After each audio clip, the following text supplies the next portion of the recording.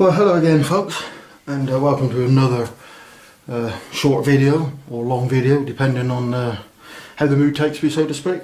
So today I thought we'd have a look at something a little bit different, and this is my old Vivitar 283 flash gun. Now I've had it for probably 20-25 years.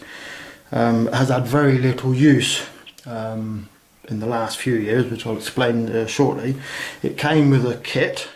So you had the flash gun and various other bits and pieces, but just for the minute we're going to concentrate on the flash gun. So let's drag all this other rubbish out of the way and just zoom in a bit onto the flash gun there so we can have a closer look at it. Wrong way on the zoom. Right, so this is your Vivitar 283 flash gun. So we'll shot the zoom a bit there. So as you can see, it's quite a large gun.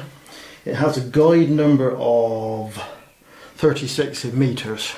So it's quite a large gun, but before I go anything else in the video, I want to basically give you a word of warning. These had a very, very high trigger voltage. Some could be in the region of 260 volts. Now, if that was the case, that would certainly damage your modern digital SLRs. So very much, I can't stress enough, be very careful when you buy one of these second-hand. Now, if you read on the internet, which I've got all my information off, if you read on the internet, they're saying that the older models that were made in Japan, they were the ones that had the higher voltage, and the later models, which were either China or Korea, were supposed to be okay. Anywhere sort of 6, 7, 8 volts trigger voltage, which is fine on your modern digital SLRs. Again, if you check on the internet, there's a Nikon, I think, stick to about 24 volt, and I think Canon are even lower than that at about 6 volt.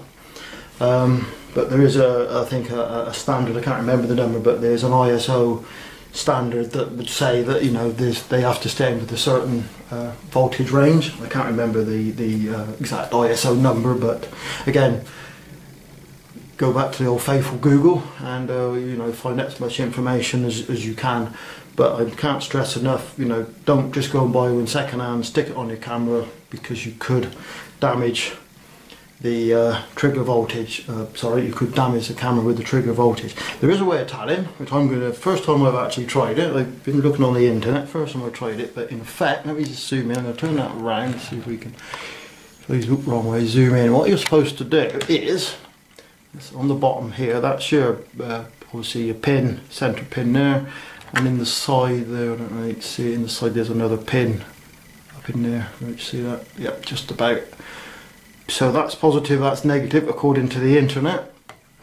So what you do is you get your trusty digital multimeter. I'm going to zoom out again. So your trusty digital multimeter, which is here. So again, the cheap one. Choose and turn it on. Bib on. Right, so I don't know how easy this is going to be to actually demonstrate. You can see that's 0. So the gun, so the gun has been charging, so the gun is charged up. Right, so this is going to be in real time. Can you see this display? So what we're supposed to do, I'm hoping I'm not going to try and block out the I've got wires tangled up here, if you bear with me for a minute folks. Right, so what we do is, I come around this side, if you excuse the wires over there. Right, so we have one in there, hopefully that's making a connection. Can you still see the meter? And you connect to the bottom. So we're hoping for a low voltage. And we've got nothing. Haha, he says. Perhaps it don't work. Let's try again in there, let's try that. Now, let me move the flash gun round to my side and see if we can actually see. Is the gun charged up?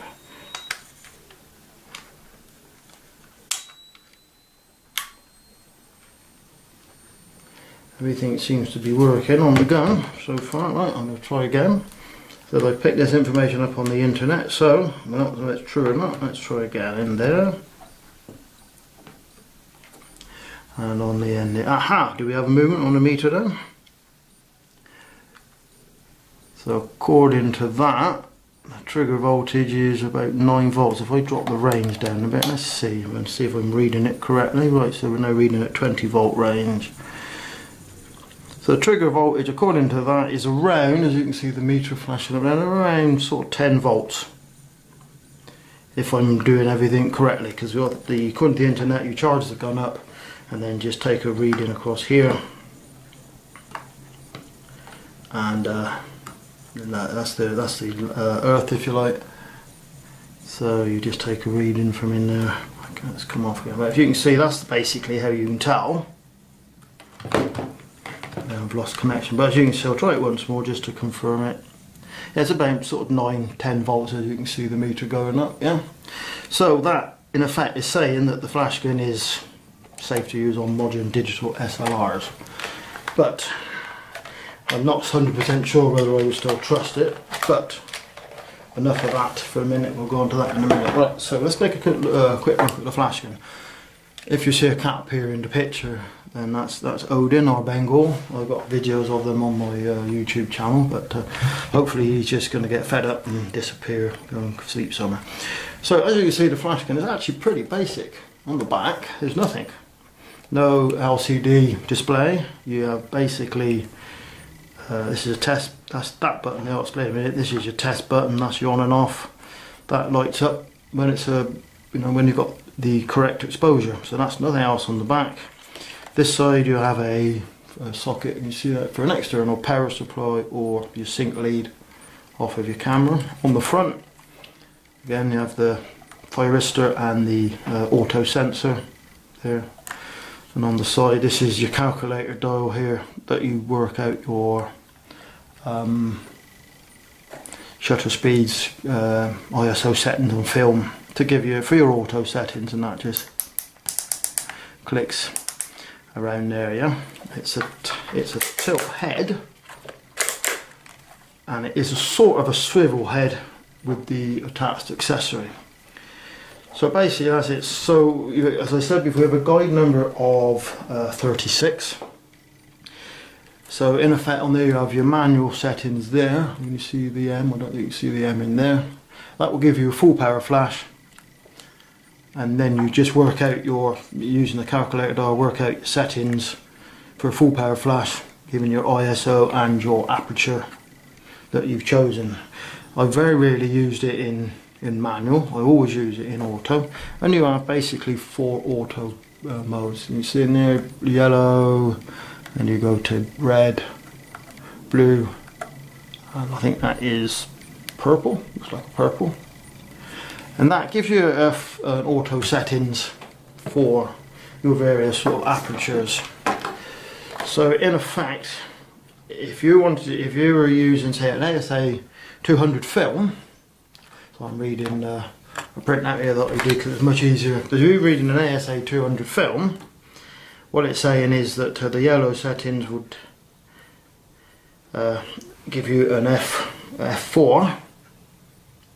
And that will give you between 5 and 43 feet, which is a good set.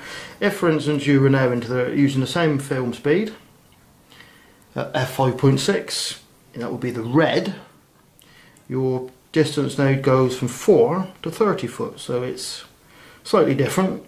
And again, blue would give you, blue is f11, which will give you 2 to 15 foot, and purple mode would be f16. Between 2 and 11 foot. So there's a good sort of range there on auto. Previously to this one I had a Vivitar 285, which is just a slightly more powerful gun. I think that's a guide number 39 or 37, but that had the same basic setup, but it also had half power, quarter power, and I think it was 16th power, might even be lower than that. But basically, again, go back to what I said, there's a light in here somewhere that you probably can't see it, but that lights up green. But you choose your apertures on here, and that basically just I don't know if you can see it, my hand's getting there, but you can work out your. So if we was to go to red at 5.6, obviously you set your shutter speed, not your shutter speed, your film speed. but you can read off 5.6, and that basically will tell you what you get at a given aperture setting.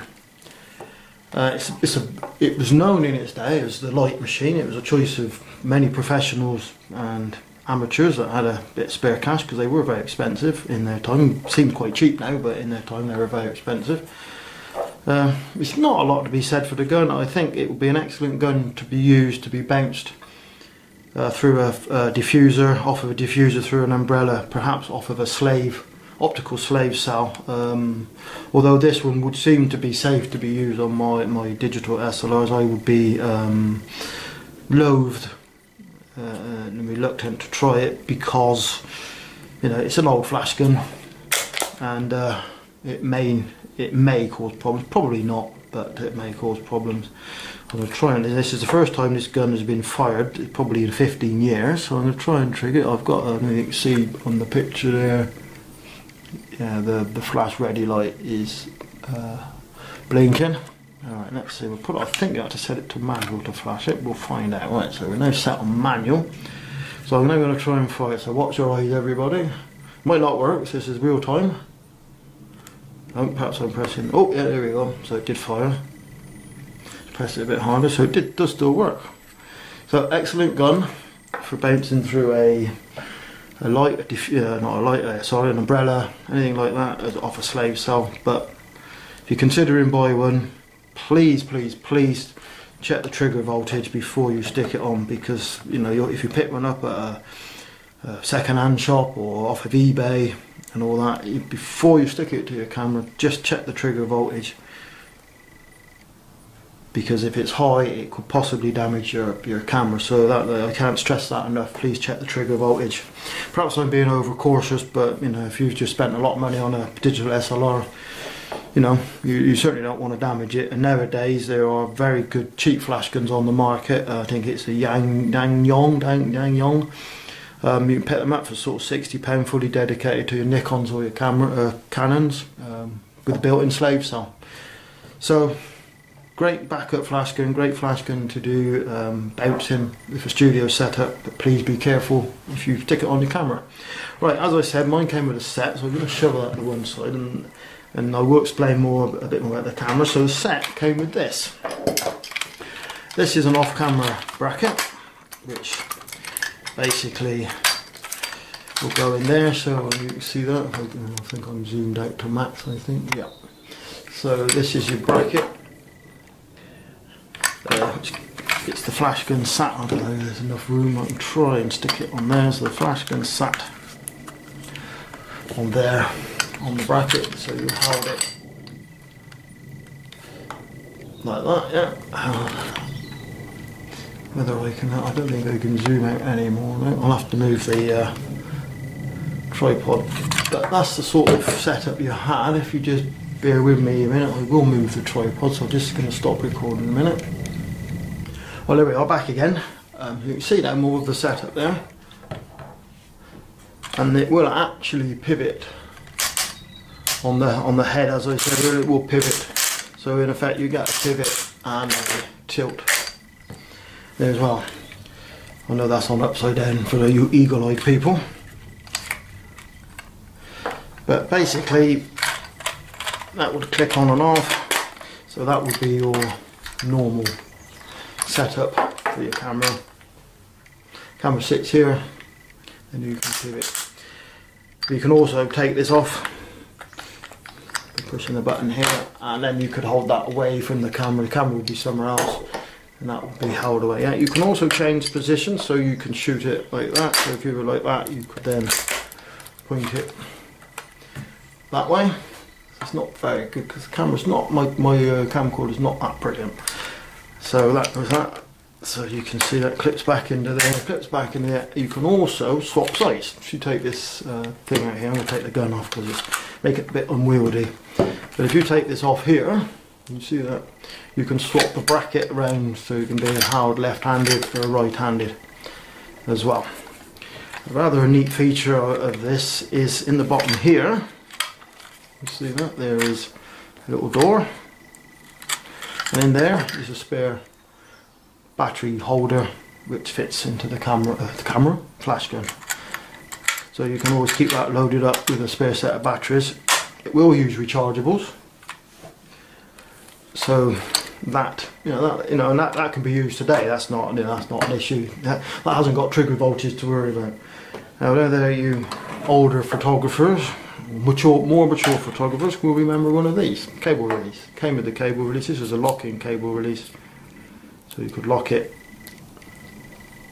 down. That's a locking cable release. Yeah. That, I'm going to take this bracket off here. We just drop that. Went into here. Wrong way. You see that went into there. And you can see it. So you then could fire it like that if you needed to be. A nice little accessory, but again, more of the generation of the more mature photographers will remember the old-fashioned cable releases as they're all electronic these days.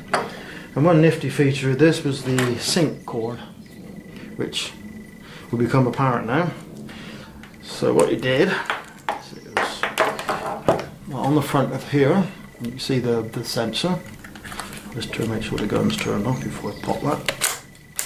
Right on here, the sensor, you unplug the sensor, like that.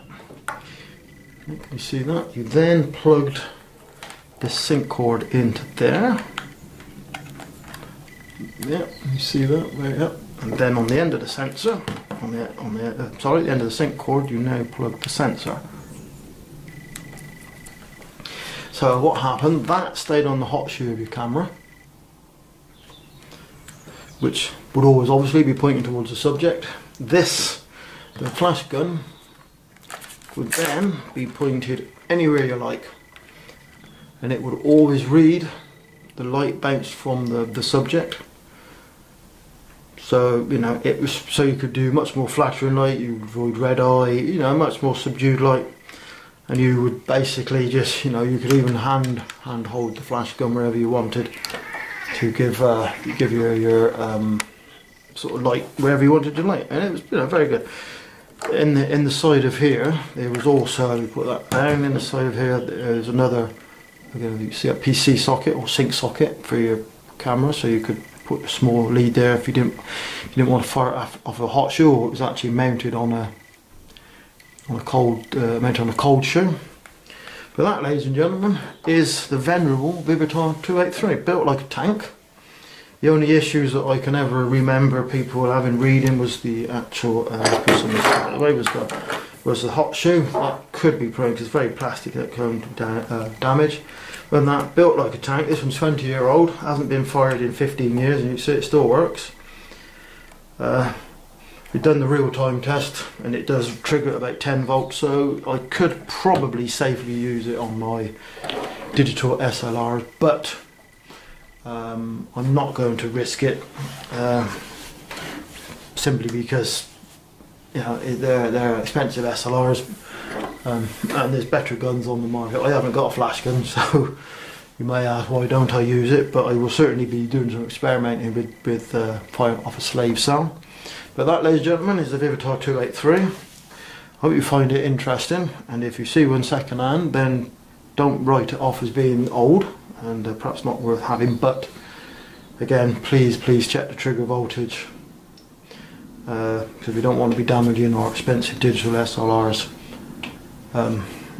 But as I said, you can use it fired off of an optical slave, so even if the trigger voltage was high, then you could, in theory, use it that way. So I hope you've enjoyed the video, and thanks for watching, and I'm sure we'll catch you again when I've got some other photo equipment to chat about. So once again, thanks for watching, and we'll catch you again soon. Bye bye now.